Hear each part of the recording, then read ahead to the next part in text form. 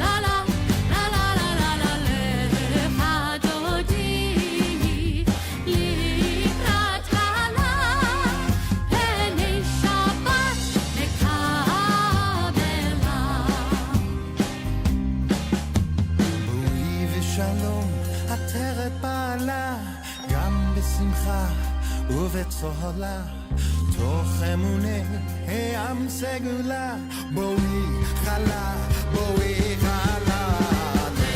לך דודי לקראת קהלה, הנה שבת נקבלה, לה לה לה לה לה לה לה לה. לך דודי לקראת קהלה, הנה שבת נקבלה,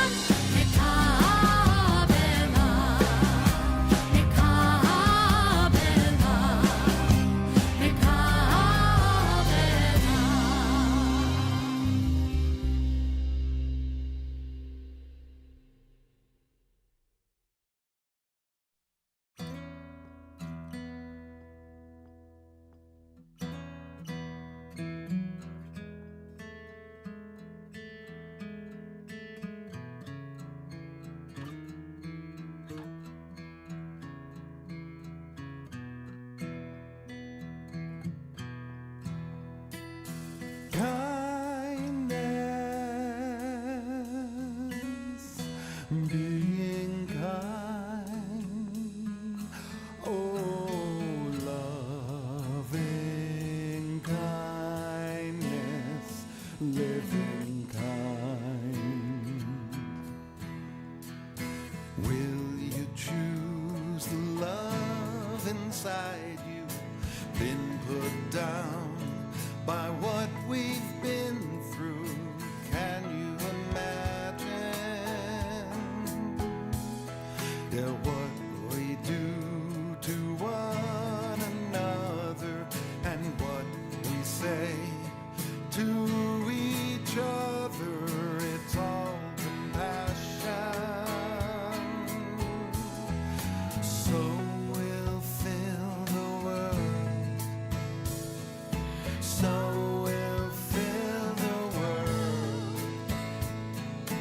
We will fill the world with kindness,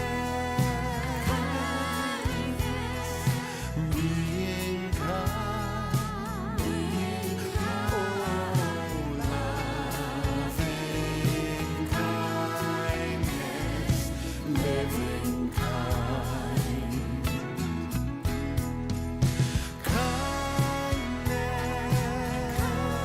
Kindness, being kind, oh, loving kindness, living kind. Do you feel the negativity that clouds our connectivity with every letter? It plays the world's immunity. It's our lack of curiosity. We can do better. Let's fill the world instead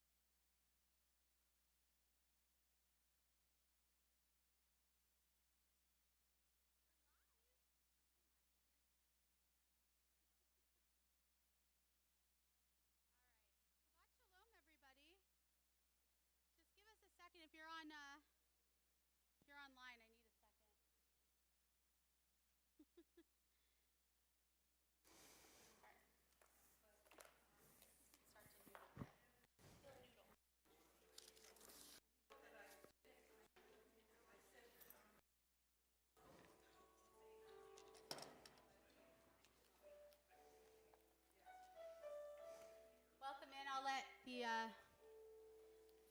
people who are walking in come in and sit down.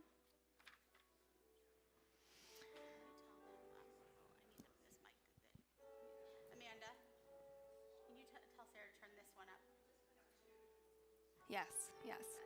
Shabbat Shalom, everybody.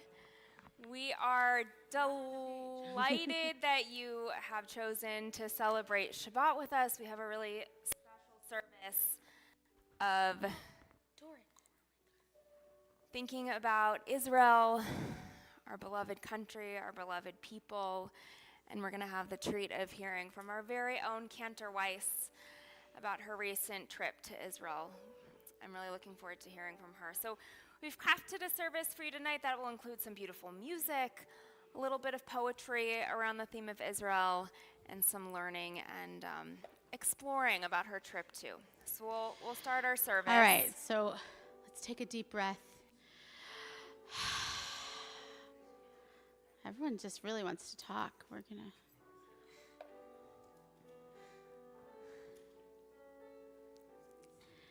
כשאני רואה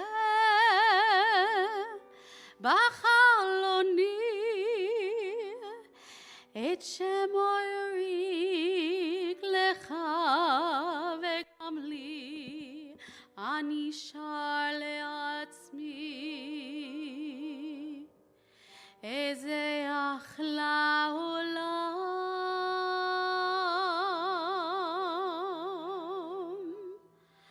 השמיים כחולים, ענן ולבן, והבוקר בהיר ובלילה ישן, ואחקום לעצמי, איזה העולם.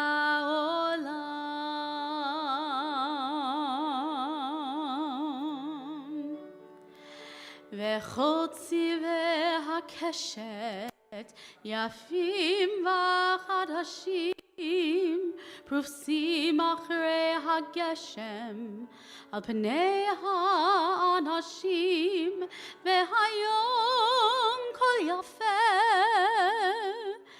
וקל לי כל כך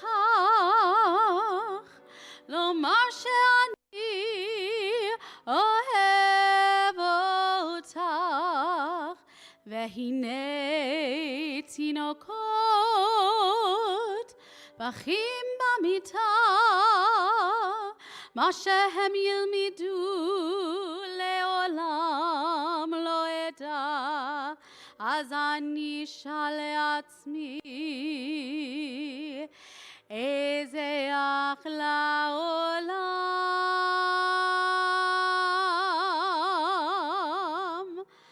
אני אשאל לעצמי, איזה אחלה עולם.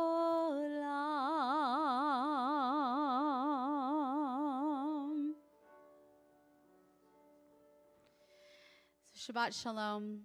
I thought as I went through my trip, I was there end of June through July, and I had so many different musical opportunities. We sang that What a Wonderful World at I think 3 different concerts. And I knew that I didn't have to tell you the translation of it because you could feel it and most of you know it. So as we've talked about, tonight's service is, for me, just a dedication to Israel. It's also a thank you to Temple Emanuel for providing me the professional development opportunities to even be able to go in the first place. I feel very honored to go. So I wanted to highlight, come on in, Abramsons. Maybe we need 4 chairs over there. So I wanted to share this piece of music. Often at the beginning of Kabbalat Shabbat, we sing songs. People might not know this, like Ero Shel Shoshanim, Dodi Li, these love songs that often you'll hear at a wedding. And it's our love song to God as a thank you for Shabbat. So this song, I think we're going to do this next instead. Wait. Actually, no. Oh, sorry. I'm going to save the love song for a second from now. But I'm going to invite up Pamela Bennett, a board member, a dedicated board member, who, if she is not here in person, is always online. And I can always see her writing a name. So Pamela, if you will come up to light the candles. We are on page 2. Hopefully everyone has a prayer book. And Pamela, if you will help us welcome in Shabbat, that will be lovely. Yeah, do you want to go down?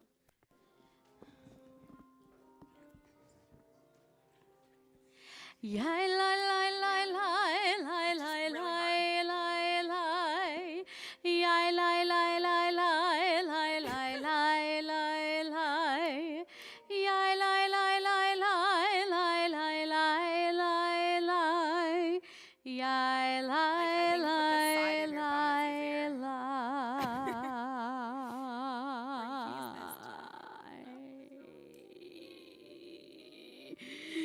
Baruch atah Adonai Eloheinu melech haolam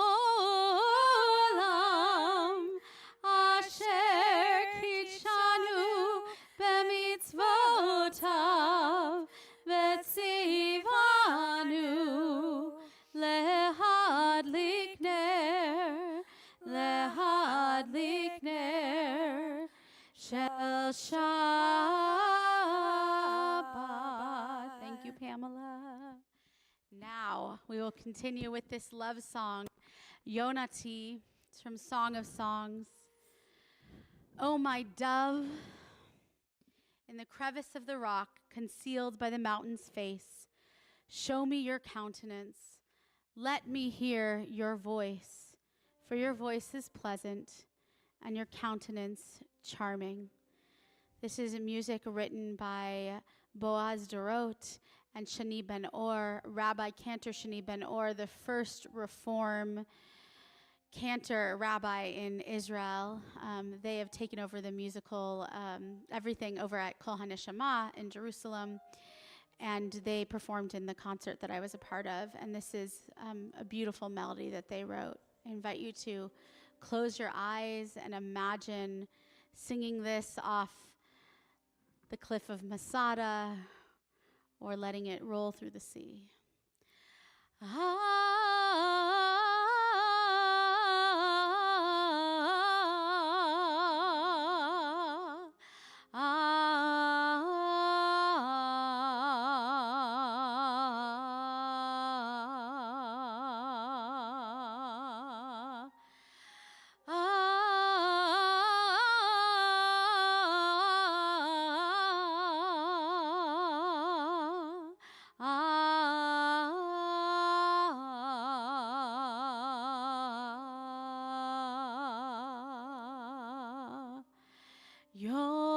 Yonati behagve hasela beseter hamadrega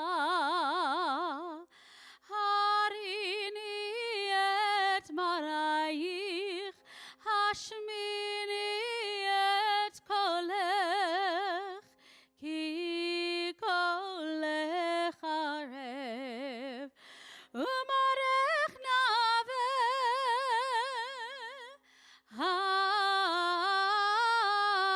hashmini et kolech ki kolech arev umarech nave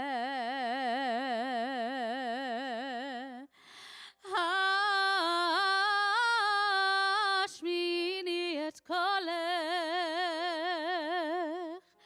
ki kolech arev umarech nave Yonati behagve hasela beseter hamadrega harini et marayich hashmini et kolech ki kolech arev umarech nave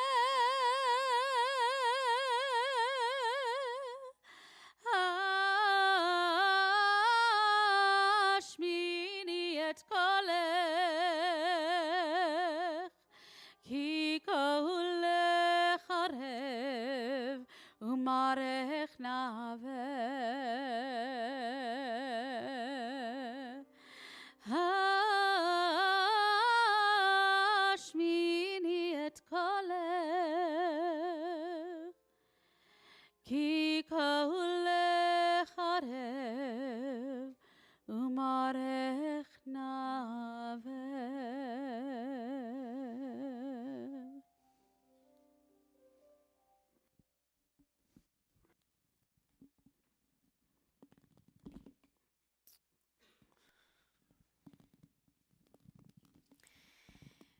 Every week during our Shabbat service on Fridays, we take time here at Temple Emanuel for what we call Hazarat HaShavua, which is this moment of, really Hazarat is return, but for us it's a moment of reflection where we get to look back on the week past so that we can create space over these next 25 hours for Shabbat and open ourselves to the week ahead.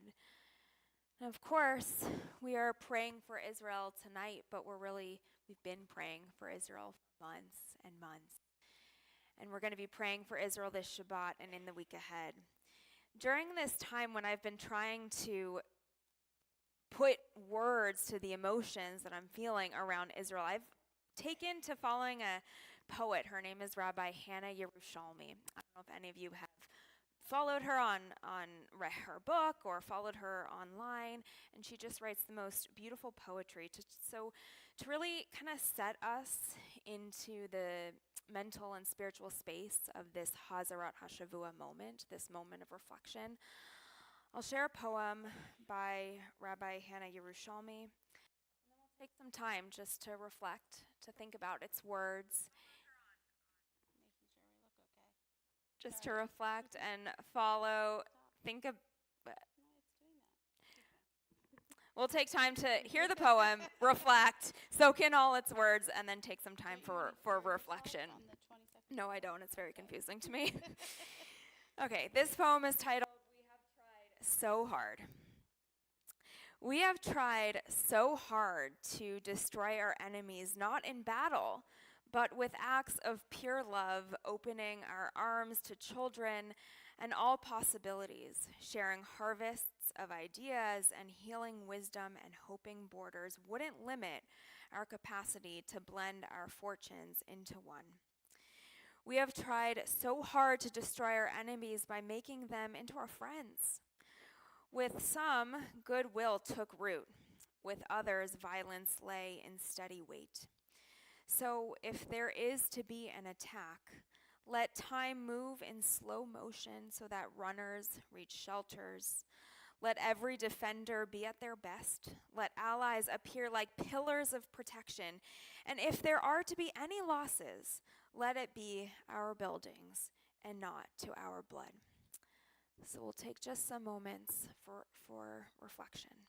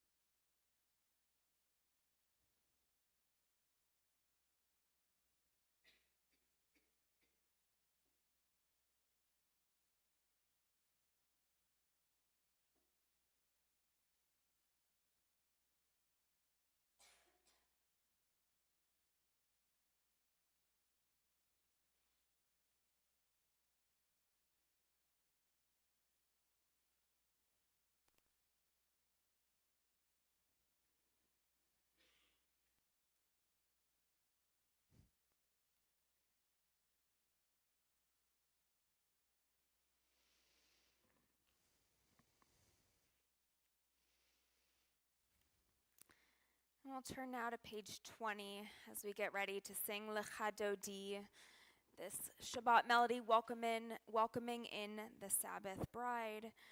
When we get toward the end, I'll raise my hands like this, and that's your cue to stand up and formally welcome that bride.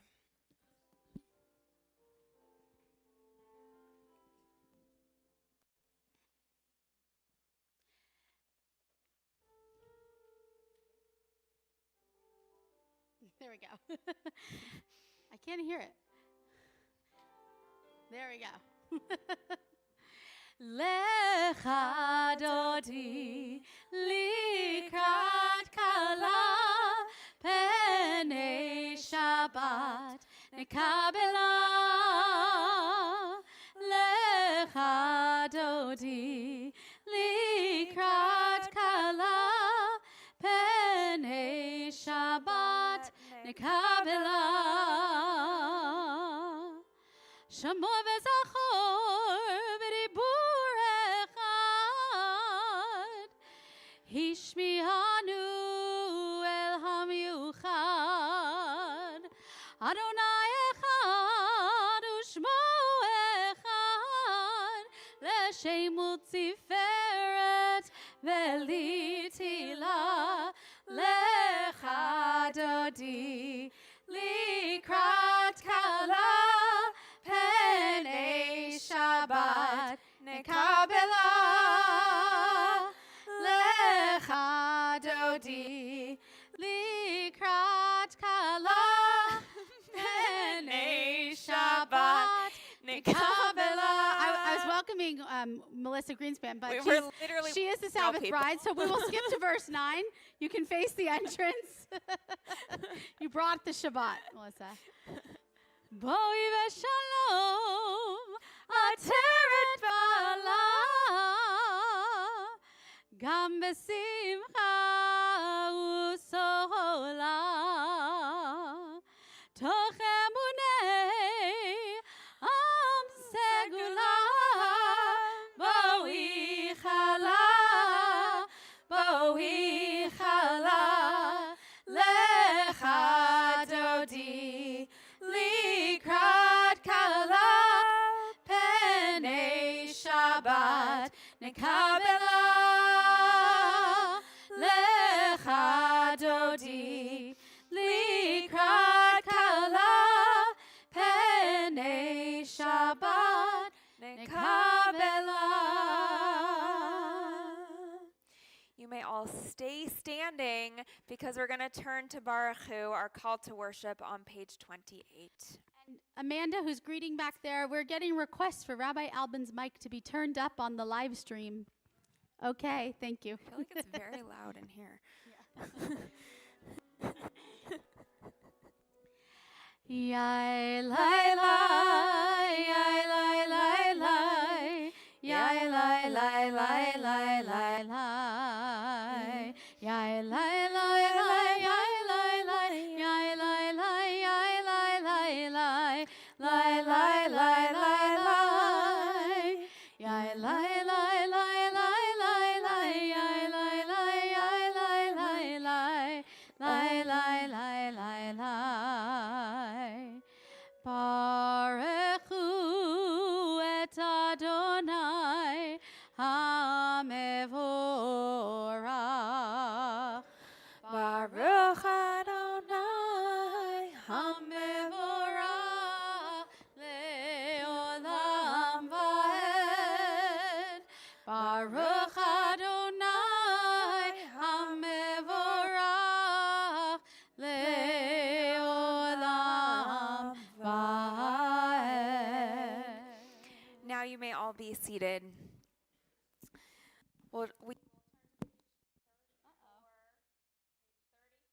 Shema. We sing Shema. It's an opportunity for us to think about the way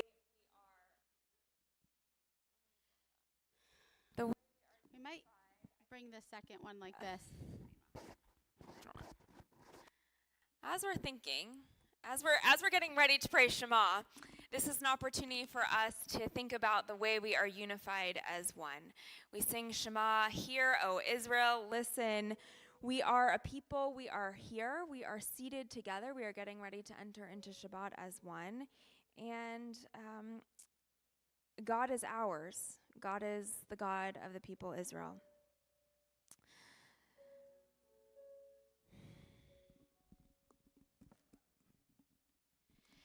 Shema Yisrael, Adonai Eloheinu, Adonai Shema Yisrael, Adonai Eloheinu, Adonai Echad. Shema Yisrael, Adonai Eloheinu, Adonai Echad. Shema Yisrael, Adonai Eloheinu, Adonai Echad. Baruch Shem Kavod Malchuto Leolam Va'ed. Thank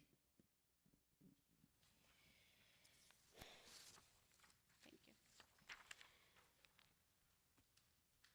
There's a lot of different ways that we share our thoughts and our feelings. I'll talk later, obviously, with my words. But I thought I would share this poem as I traveled through Israel. And then I began in the desert. We're going to hear more about that. But this theme of us, we are the people of the desert, kept coming back to me. And the fact that when I stood at the Nova Festival site and I realized that there's nowhere to run when you're in the desert. And it was a very haunting feeling. And I want to just reference a couple of things so that you'll have the context behind this poem. We visited Ben Gurion's grave. And I don't know if a lot of you know this, but while he spent most of his time in Tel Aviv, he resided at Kibbutz Sde Boker in Ramat HaNegev in the desert. And he really encouraged people to grasp the openness of the desert. So I learned about that maybe my first day there, and it inspired this piece of writing. We are the people of the desert, vulnerable, wandering amidst the dunes. We are the people of the desert, walking through our holy land. Ben Gurion told us to seize the expanse of openness, but it left us vulnerable even at our best, running from the Nova or from our beds, raging chariots of Hamas, this time bulldozing our fences instead. Nothing to stop them but the fruits of our land, taking advantage of the peaceniks, trusting humanity at hand. So where is our splitting of the sea? Who will be our hero that we need to set us free? When will it be our turn to ask God how a miracle occurred? How can we be sure that our cries will be heard? Will the world stop and listen and not just hear? Or will we be complicit in our own stratosphere? Dizzy with questions, no conclusions are clear. We can't stop asking why and how our sorrows will disappear. But we stop amidst the desert breeze. We find our hearts connected, pumping our Jewish blood with ease. We are the people of the desert, wandering through one obstacle at a time, waiting for the next hill, because we are ready to climb. And with that thought, we sing Mi Chamocha. I believe it's on page 40. We sing about that miracle. We're still waiting, for many miracles in our world to come. But we have done it before. So we take advantage of the desert and hope for a miracle like the parting of the sea as we every day, every week sing Mi Chamocha. Ya la la la la la la, ya la la la la, ya la la la la la la, ya la la, ya la la la la la la, ya la la la la, ya la la la la la. Mi chamocha ba'elim Adonai, mi kamocha nedar b'kodesh, nora tehilot, o sefele,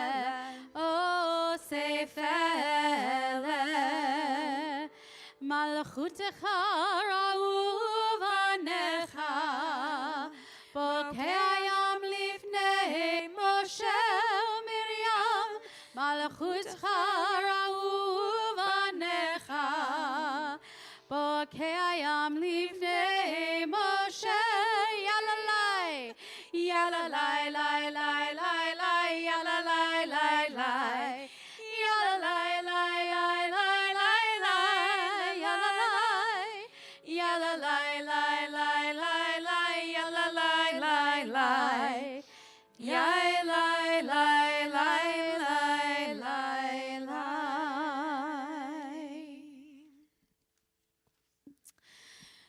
take time in our service now to think about those in our lives who could use some healing. And I say this every week, but it's unfortunately true every single week that our world could use so much healing. Healing of the mind and how we speak to each other and how we think. Healing of the body. So many of us and so many of our loved ones, their bodies aren't quite working like we wish that they were. And healing of the spirit. I think all of us could really use some hope and some belief. So we'll take time to sing Misha Berach, our prayer for healing. It's on page 253. We'll start by singing together, and then I'll come around in the middle and I'll offer the opportunity for people to share names of whoever you're thinking about. And then we'll close by singing again together.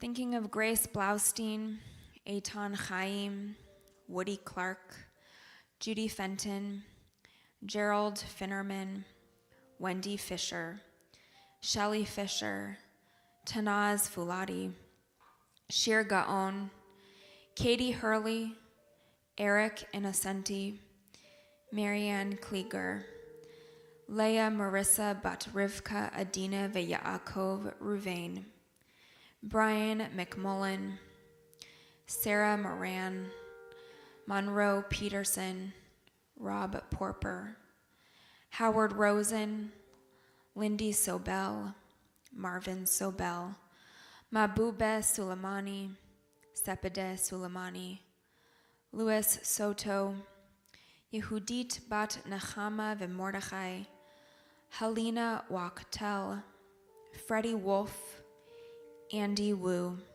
Shala Zagi, Andrew Zeiger, and Howard Zellico.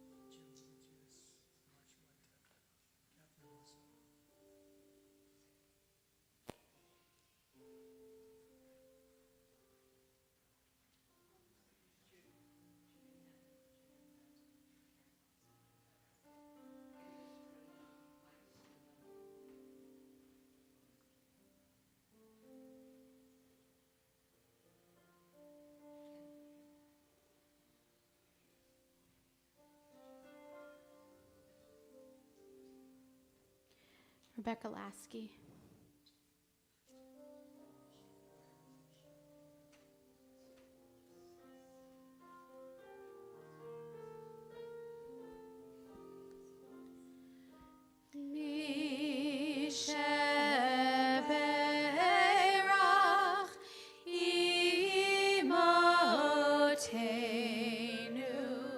Mekor habracha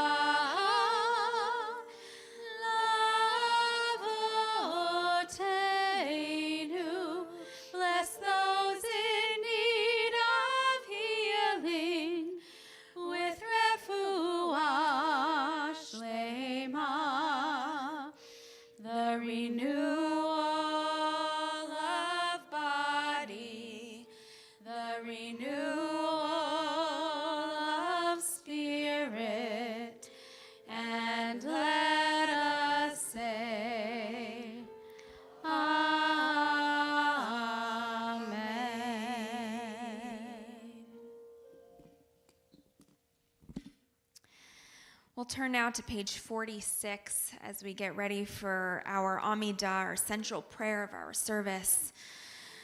I'll invite everyone to rise now, and we'll begin by singing Adonai, open up our lips, let us sing together, let us say what we need to say out toward God and to the universe. And once we pray for that, we'll take time for our own silent prayer. You can use the words of your prayer book, you can use the words of your heart, and whenever you are finished, you may be seated.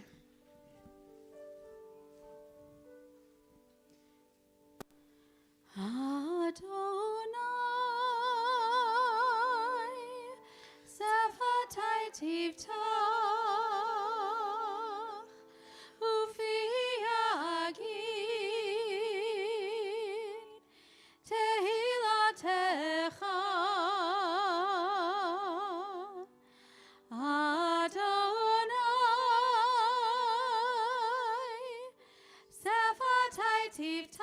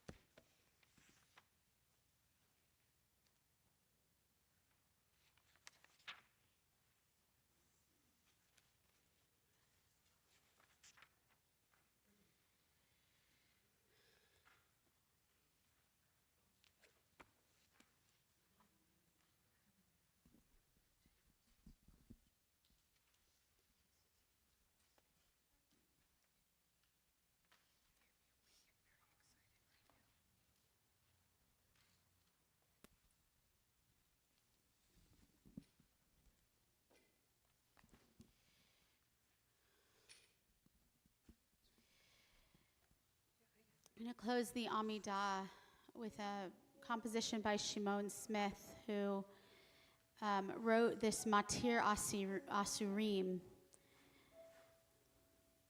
a blessing that comes from our morning blessings. You can find it on page 80 if you want to find the line. I think it's 3 down that says, Baruch atah Adonai, Eloheinu melech haolam, Matir Asurim. In the morning we sing it. I see minion people, we sing it as a thank you, God, for, it means freeing the captive, but we sing it as a way of saying thank you, God, for allowing our bodies to break free from captivity after a night's sleep. But really it comes from this original sense of freeing the captive. So I'm looking at the sheet music, it says, composed after the unspeakable atrocities committed by the Hamas terrorists in October 2023. It's a very short song, and I hope that you will sing it with me and really pray for the return of the hostages. Baruch atah Adonai Eloheinu melech haolam Matir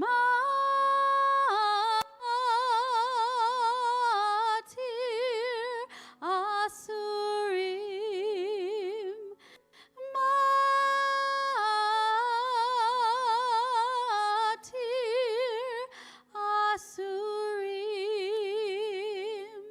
Baruch atah Adonai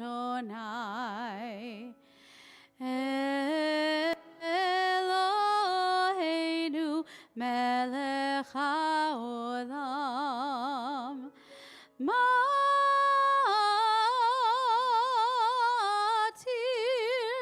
asurim, matir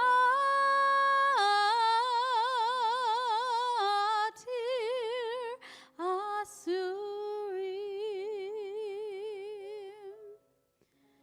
Perhaps we'll go back and sing that at the end of the service, but I hope it's a little bit easier than the other prayer we've been singing. Okay.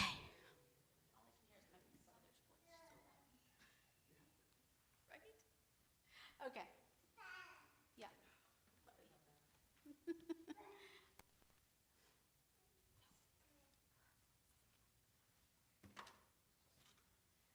Okay. I think I can see this.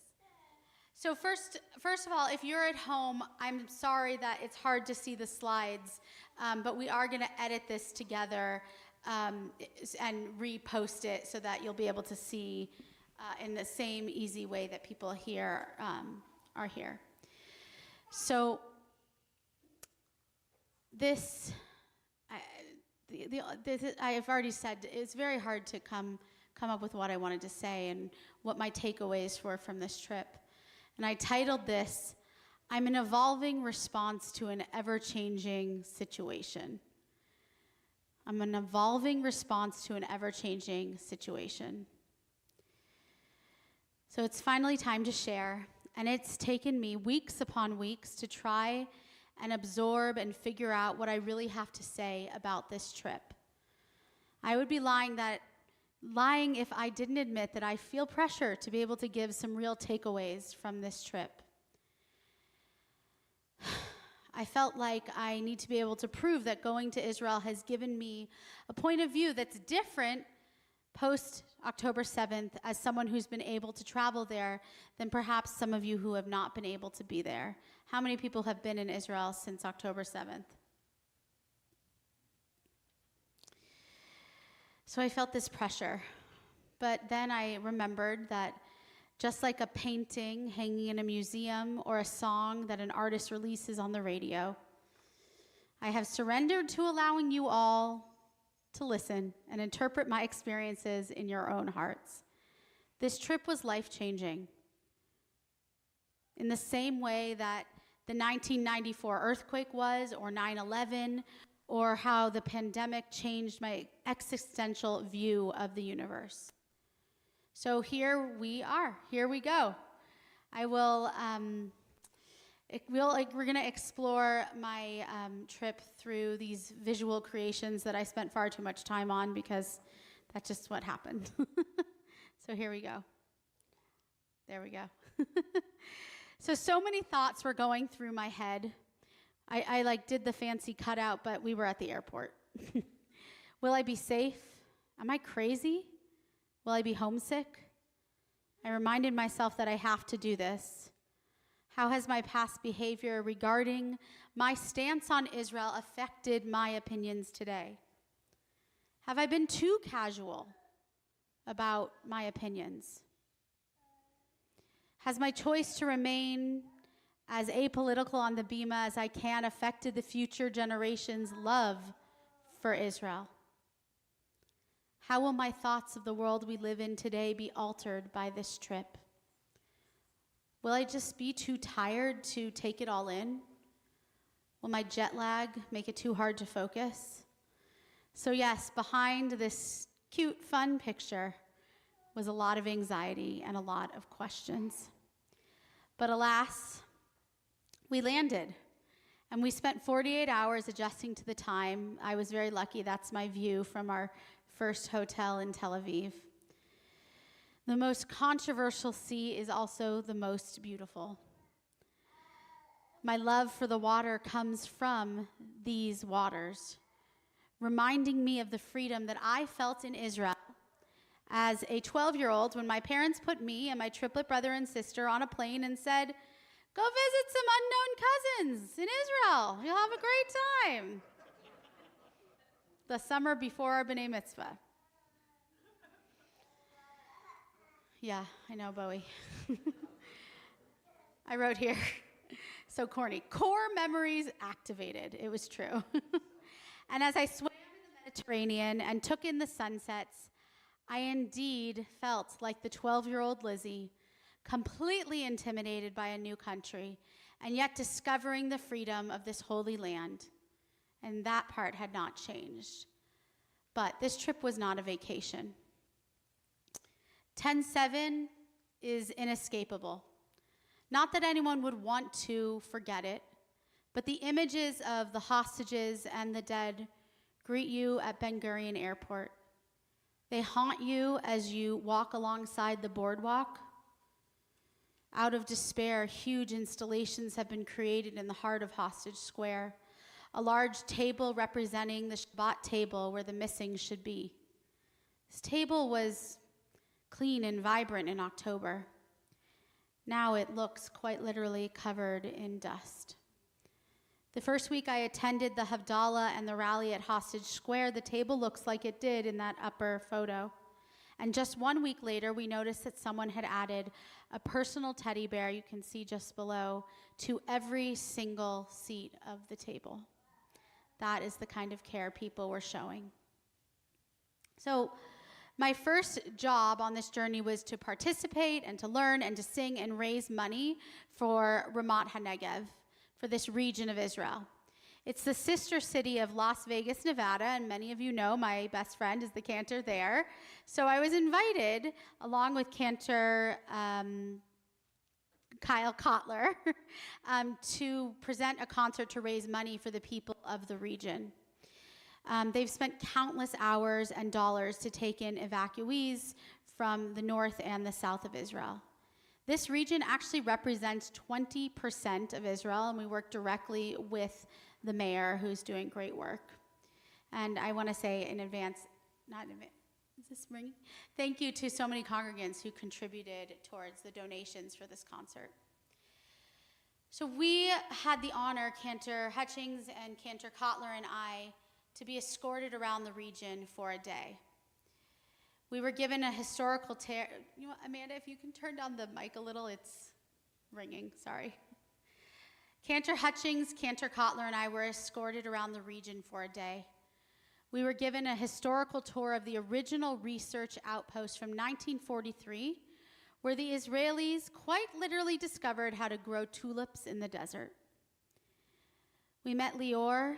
She's in the picture with me on the bottom there, from Kibbutz Revivim, a young mother who is the caretaker of the temporary burial site of Kibbutz Be'eri. They helped 27 bodies or remnants, sometimes just a toy, be buried at Kibbutz Revivim. She was a true example of how the stories we have heard about how all Israelis were called to service on October 7th and the subsequent days, weeks, and months to follow. For hours, days, and weeks, soldiers and families showed up to Kibbutz Revivim because it was considered safe. It's in the center, if you can imagine Israel, and go down to the desert, it's right in the middle, more than an hour drive from Gaza. Israel's small, so that was considered far. On the same day, we visited with a brave woman named Buria from Kibbutz Kerem Shalom.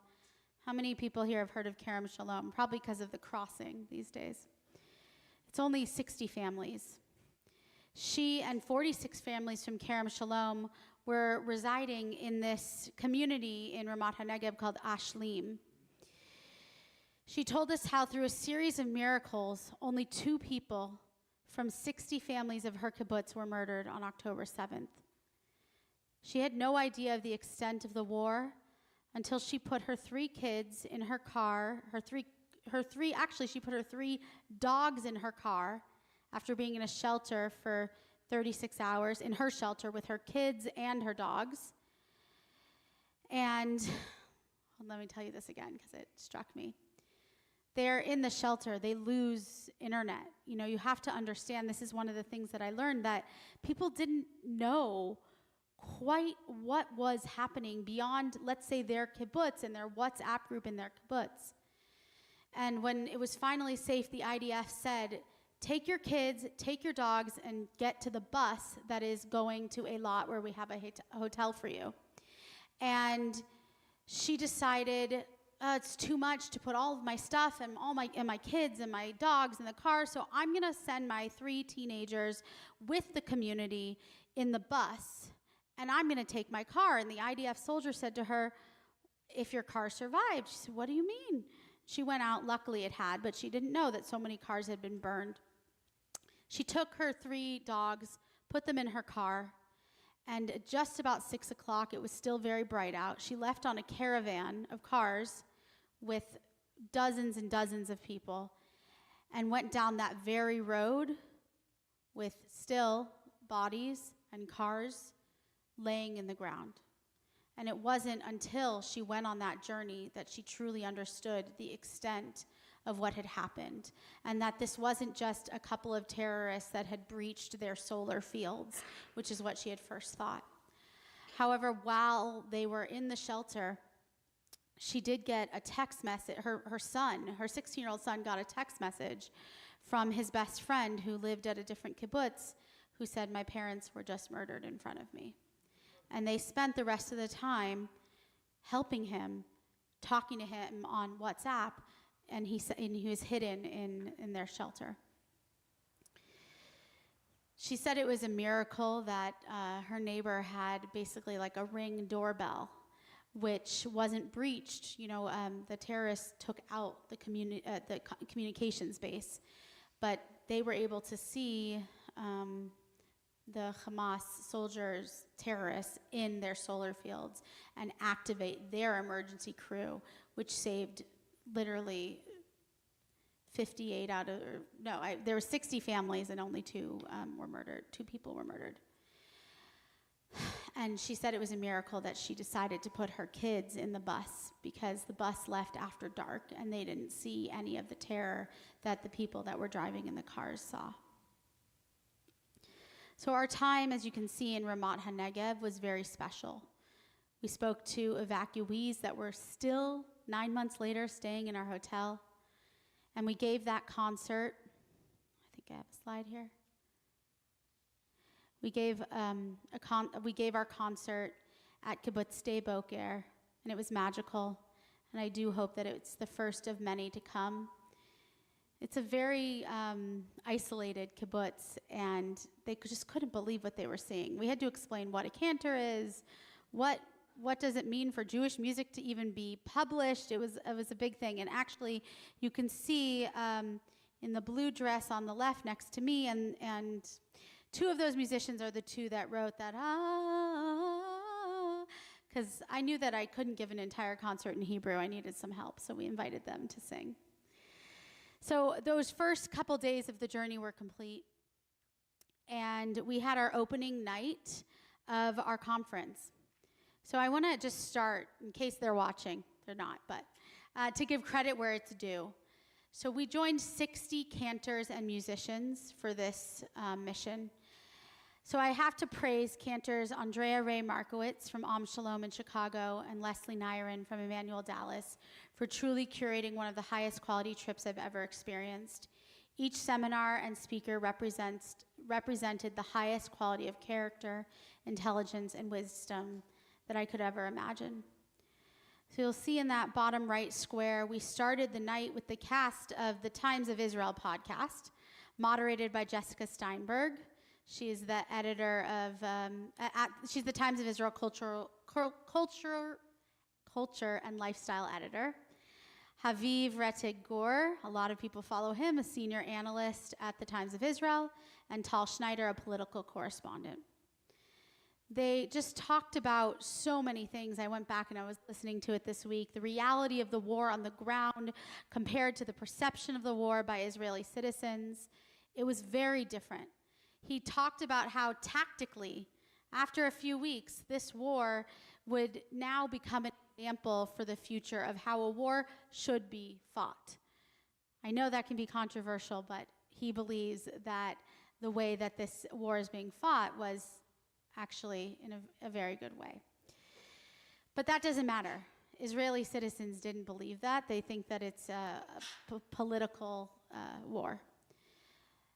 Tal explained that the media, remember this is a month ago, a lot has changed in a month, that the media does not cover the fact that Israel has 50 to 60 rockets a day coming into Israel from Lebanon, and the fact that there are 100,000 people evacuated from the northern border, and at that point, 10 villages were completely ruined.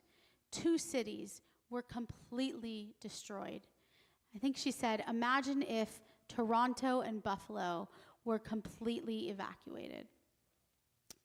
She talked about how we have the Iron Dome, but we can't intercept anti-tank missiles.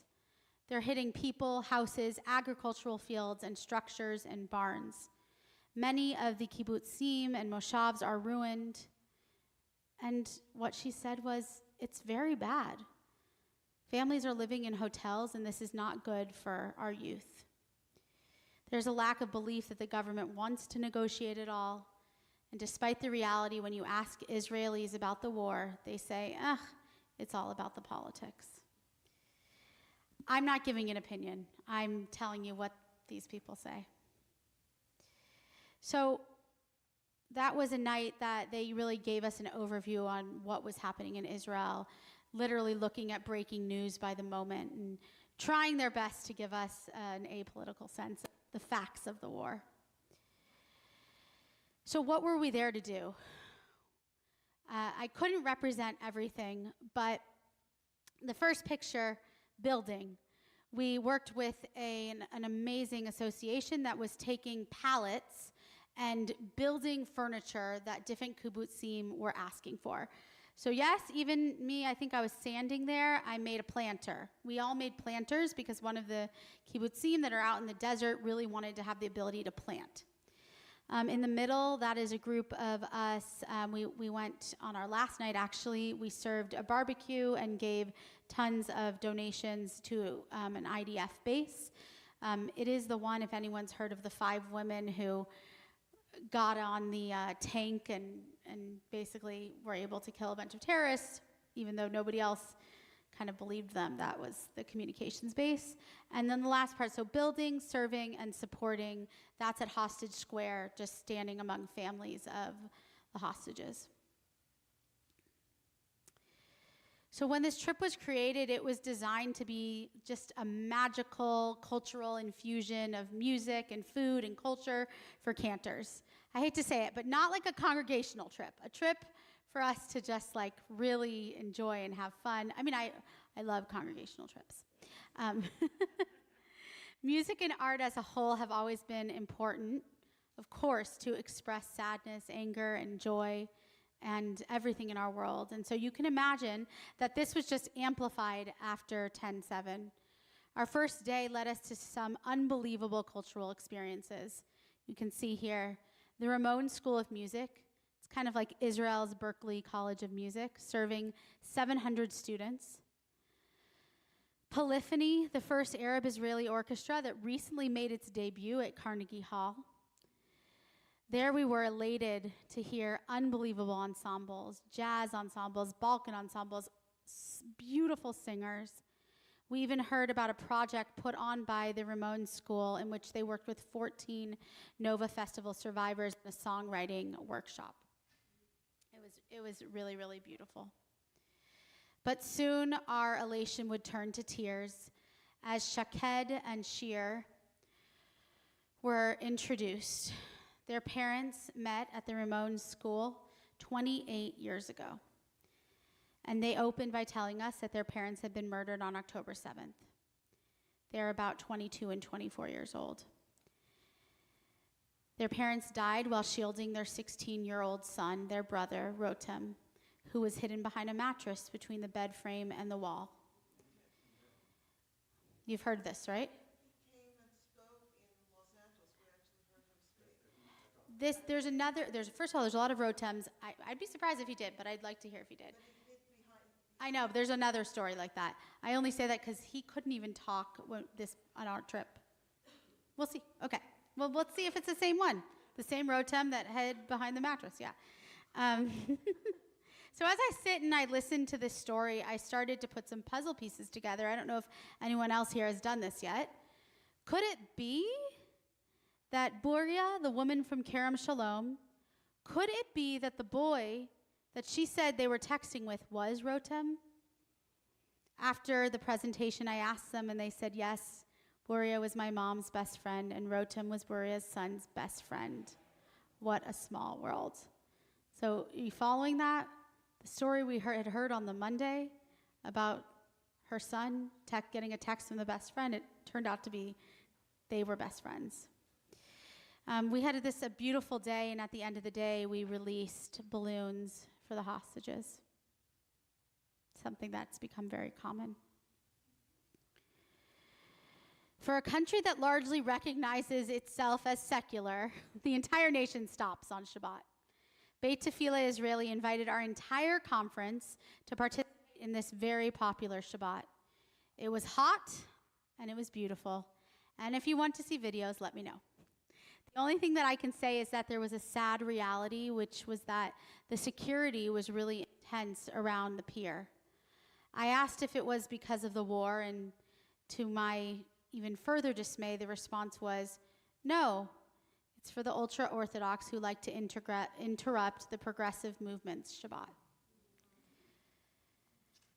Speaking of Shabbat, I did take the opportunity the second Saturday of my trip to bask in the sun of Tel Aviv. I just want to say it still exists there. And the next morning, we headed to celebrate Rosh Chodesh with the Women of the Wall. And yes, those are all 3 professional photos that were sent to me, including that third one with the man covering his ears. I can't help but recall that before October 7th, the people of Israel were already in deep conflict within their politically diverse environments. And for the most part on my trip, I was able to see how people put their differences aside to put humanity first. So many of you have become familiar with the amazing Anat Hoffman, the director of the progressive movement, used to be the director of the progressive movement in Israel, started Women of the Wall. We had her here for High Holidays 2 years ago. And that's where we went to celebrate Rosh Chodesh. But I'm really sorry to say that this is, I was going to say the one place, but the second place after the pier, where I did experience a divide, and it was in the holiest place of the world.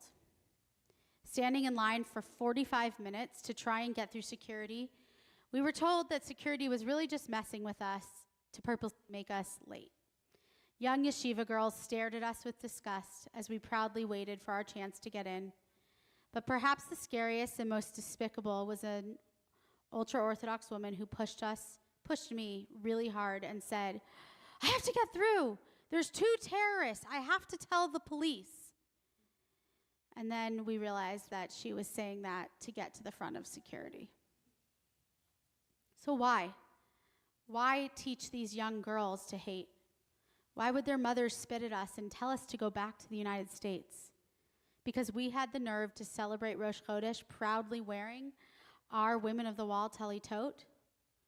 Yes, Israel is a beacon of Western ideology in the Middle East, but we still have a long way to go to help the heroes of the progressive movements of Israel succeed in giving women and other minorities the right to be observant Jews. We had gotten to Jerusalem after Tel Aviv, and we were visited by many different guests actually at the hotel. First, we were visited by Jackie and Yaron Vital, whose daughter was murdered on 10/7. Perhaps one of the most poignant people that I felt so privileged to meet, the second picture over, Dr. Kochav El-Kayam Levy. She established the Civil Commission on October 7th crimes by Hamas against women and children. And in her speech before the UN Committee on the Elimination of Discrimination Against Women, she represented Israel's women's rights movement. You could just see the sadness and the pain. She's seen every video. She's talked to everybody. And she was at the UN when they refused to recognize the brutal atrocities that Hamas did on not just women, but men too. She said that she had started her foundation as a dream, and now she felt like she was living a nightmare. But I would look her up. She's really interesting. We also, the top square there, we're able to hear from Mohammad Darashi, a leading political analyst and expert on Jewish-Arab relations inside Israel.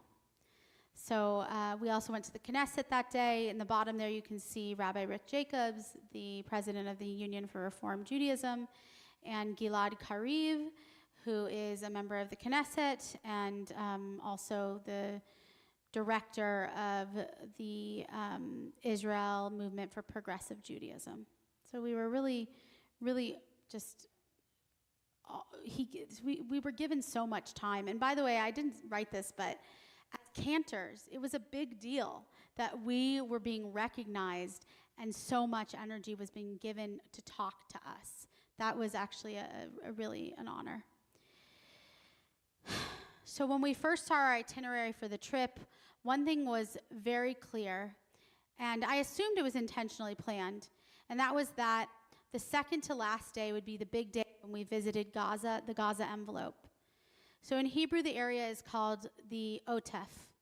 This word might sound completely unknown to you, but actually many of you are familiar with a prayer that includes its root. Each service, when we wrap ourselves in our talitot, we say, Lahit atef bat tzitzit. The root to wrap, Otef, Lahit atef. And while this area is a very literal interpretation of the property surrounding Gaza, the Gaza envelope, I can't help but relate to this in our entry into a day and into a space where we would be wrapped in an envelope of solace, memories of those that we have lost, and trauma for centuries to come. Many of my colleagues were just simply nervous to be in the place where so much tragedy had occurred.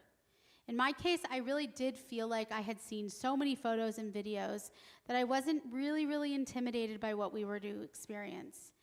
In fact, the time that I became most teary-eyed, and maybe some of you saw this video, was when three soldiers, they're in the bottom left there, came up to us and thanked us for being there after participating in our memorial. They weren't planned they just happened to be there and they wanted to be a part of it. And they came up with tears in their eyes and they thanked us and they said, "We can't believe you're here. We know that we can protect ourselves here, but the anti-Semitism happening in the United States and across the world is really, truly scary." And they actually encouraged us to stay strong and reminded us that they would be here for us too. And that is the one time of this trip that tears just flooded to my eyes. That recognition was really, really special. So of course I could spend an entire hour talking about just this day. I can go back here.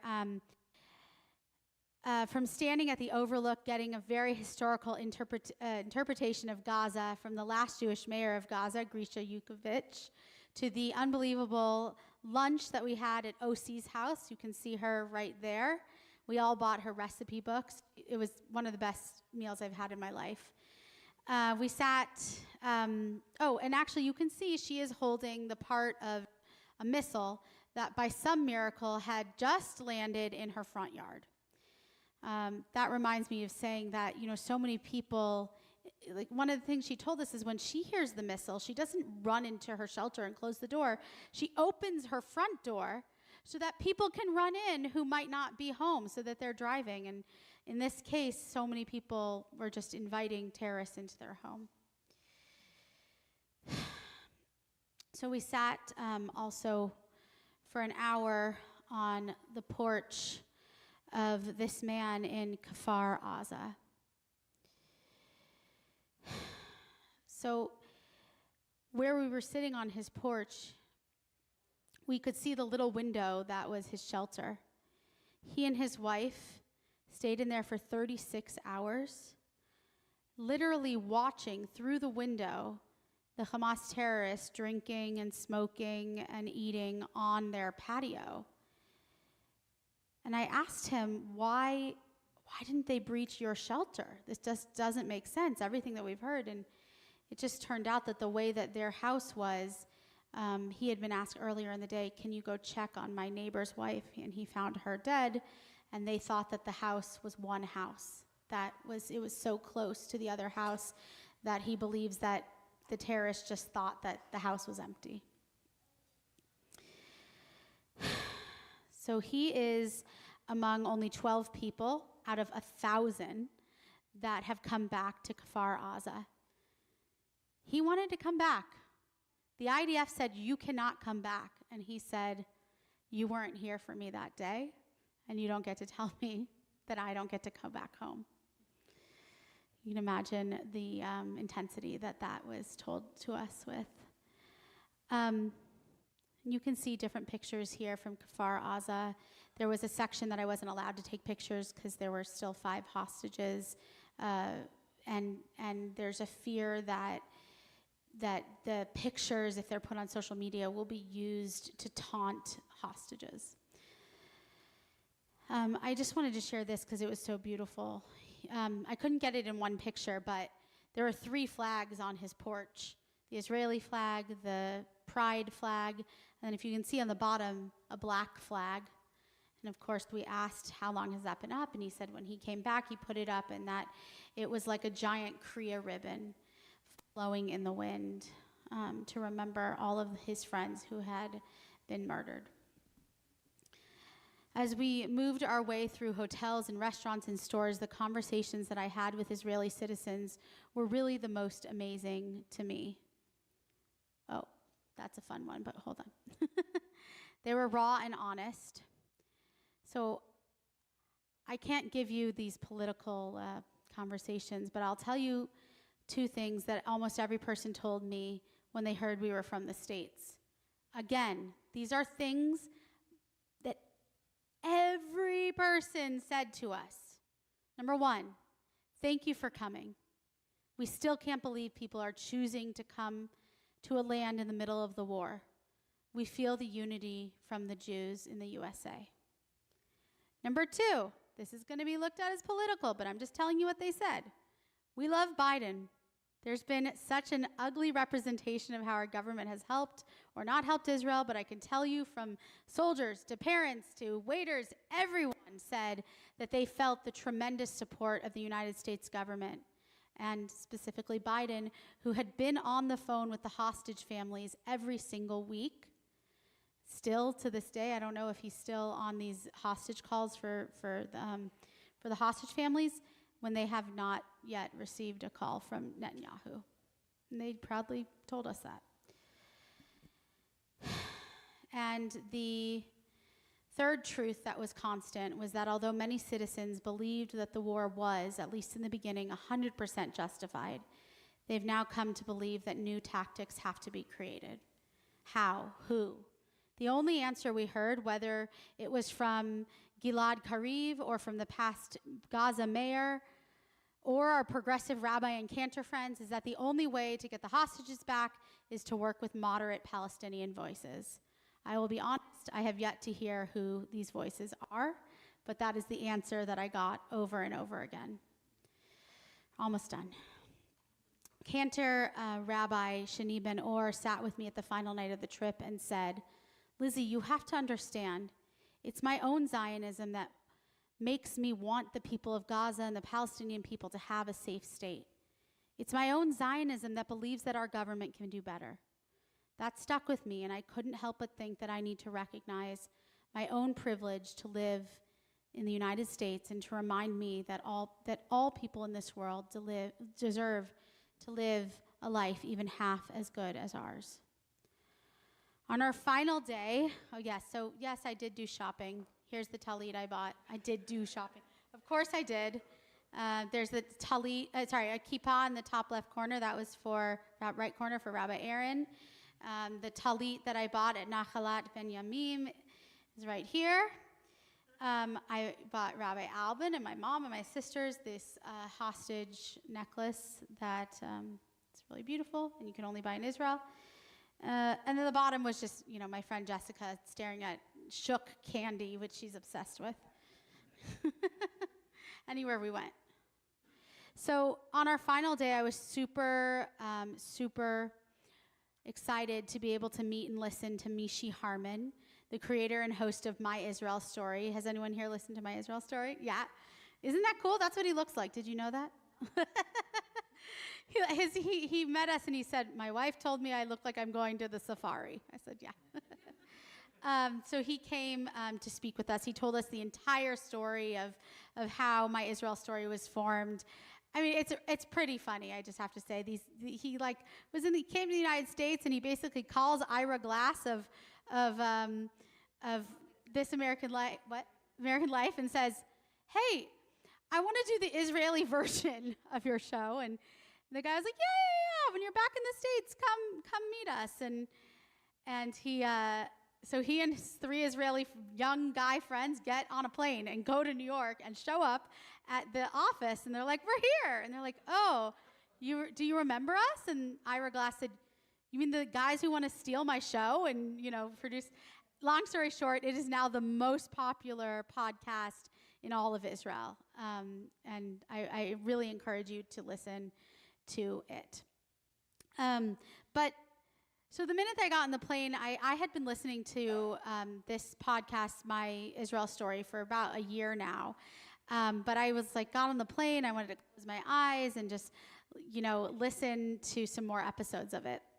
So I downloaded some episodes, and with my renewed love for Israel on my sleeve, I closed my eyes and I rested my tired body for the first time in 2 weeks. The first ad was for a new podcast called Unapologetic, a third narrative. I'm like, ugh, I've already heard so many narratives and now I have to listen to another one. So I listened. 2 Palestinian Israelis tell their story, Israeli citizens, Palestinians. They're peace activists. It's hard to listen to. And as I continued on my journey to unpack my memories of this trip, including listening to that podcast, there's only one takeaway that I can share for sure. A few. No one deserves to be murdered just because of their born identity. Empathy is the most important characteristic that we can teach our next generation. Traveling and talking to the other is the best way to build understanding. And finally, in the end, Israel must continue to be an experiment for holiness and not just war. Shabbat Shalom. This is not a part of my official thing, but I just want to say I got on the plane and you can see the view of where you are in the plane, and I was just very struck. This is from my phone of just, really the reality of what Israel is surrounded by. And then the one over there, I bet you can hardly see Israel. Just to show you how small this piece of land is. There's Israel. And look at the Middle East around it. That was just still shocking to me as I got back on the plane. So I want to thank everyone for coming and listening to my, next year in Jerusalem, listening to my reflections. It's a really difficult situation, and I hope that we continue to support Israel and continue to remember that there are still, I think the official number is 111, but it's probably about 50 to 60 hostages, we hope, that are still alive. And every day we have to keep praying for their safety and for the safety of Israel. Thank you. All right. I think we are going to close out our service. Sorry. My kippah that I bought in Israel is causing trouble. We are on page 282. We rise for Aleinu.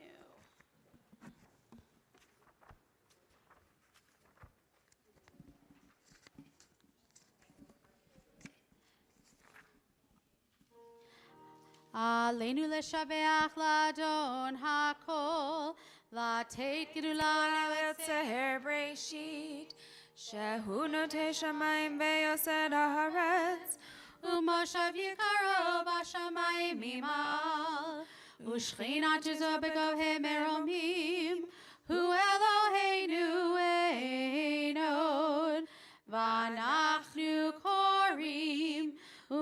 machavim umodim lifnei melech malchei hamlachim hakadosh baruch hu. 287. Venemar v'haya Adonai lemelech al kol haaretz bayom hahu yeh Adonai echad u'shemo echad.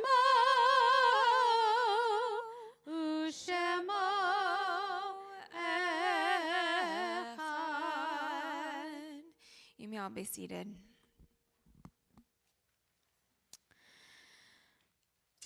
We'll take time now to recite our Mourner's Kaddish, our time for memory and our service. And of course, right before we say Mourner's Kaddish, we will mention all of those who lost their lives on October 7th and in the months since. If you are here in the first week of mourning, I'll invite you to rise now and share the name of who you are thinking of right now.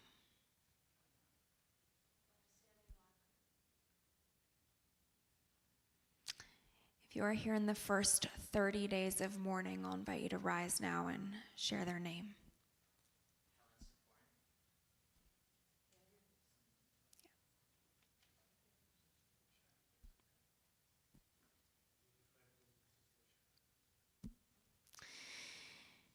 If you're here in the first year of mourning, I'll invite you to rise now and share the name of who you're thinking of.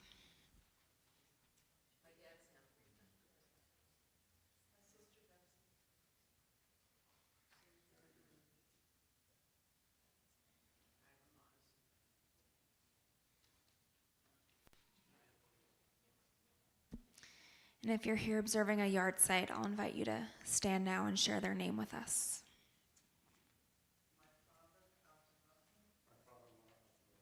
Yeah.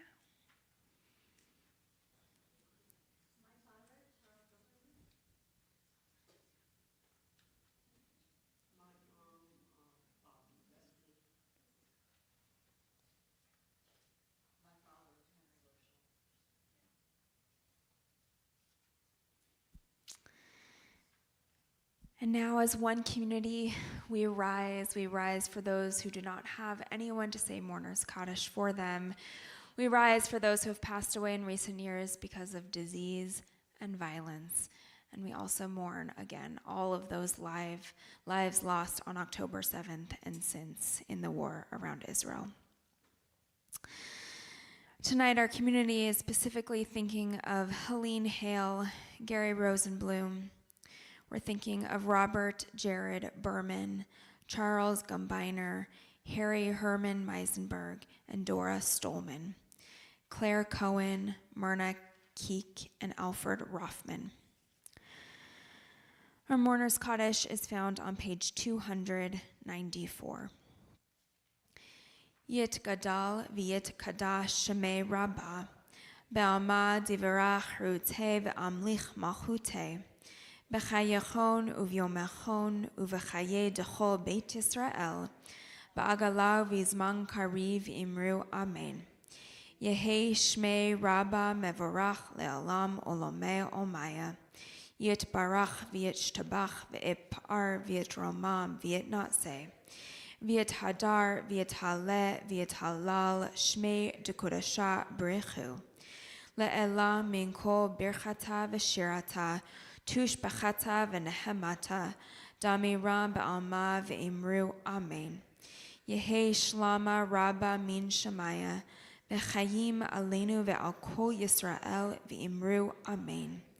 Osei shalom b'mromav hu ya'aseh shalom aleinu ve'al kol Yisrael v'imru amen.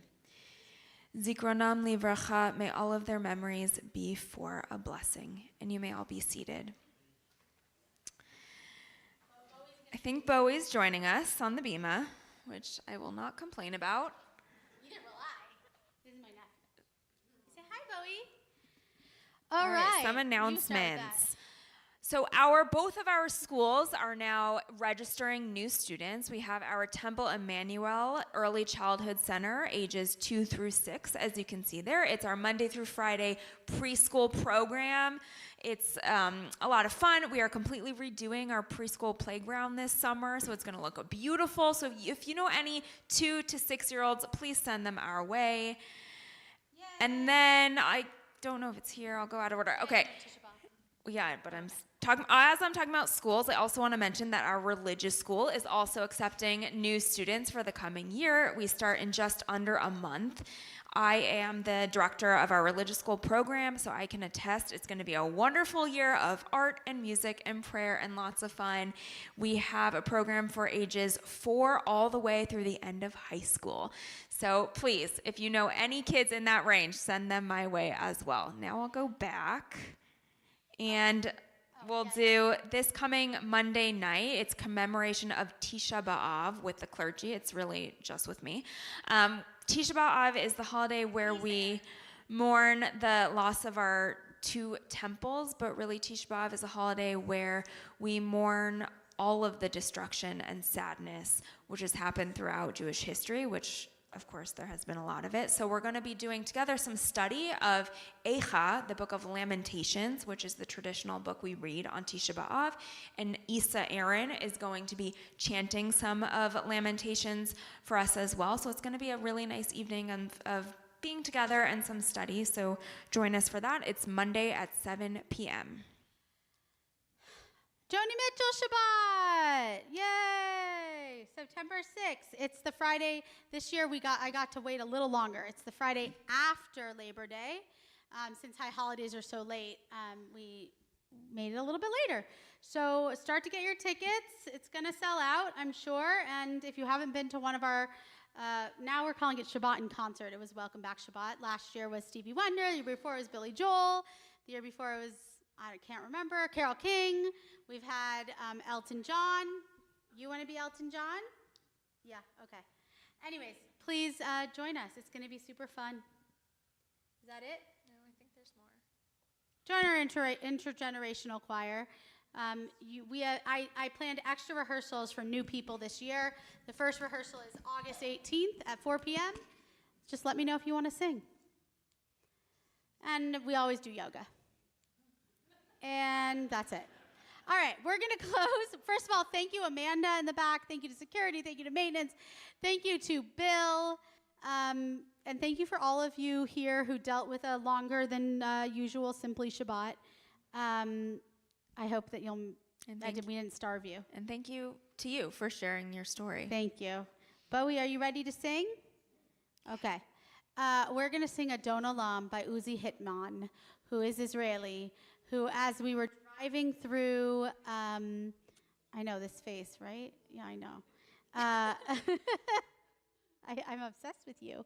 As we were driving through Sderot, there was Uzi Hitman Street, and I thought it would be appropriate to close with this.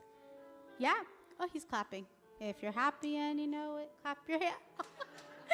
Did you see it? If you're happy and you know it, clap your hands. Okay. Adon Olam Asher Malach B'terem Kol Yetzir Nivra Le'et Nasa. Stand up and put your arms around each other. Le'et Nakol Azai Melech Azai Melech Shemo Nikra Ve'acharei Kichlot HaKol Levado. He's okay. I knew the words. Nora La lai lai lai. I lost it. Yai lai lai lai la la lai. Yai lai lai lai. Ya lai lai lai. Lai lai lai lai. Adon Olam Asher Malach ra b'terem kol yetzir nivra le'et nasa b'chefso kol azai melech shemo nikra v'yacharei kichot hakol levato yimloch nora vehu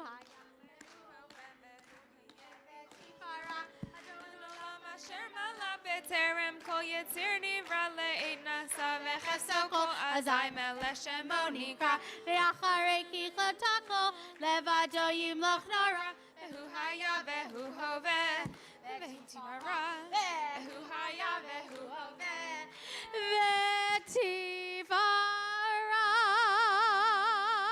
Shabbat Shalom. Baruch atah Adonai Eloheinu melech haolam borei peri hagafen. L'chaim. I think there's wine back there. Is it back there? All right.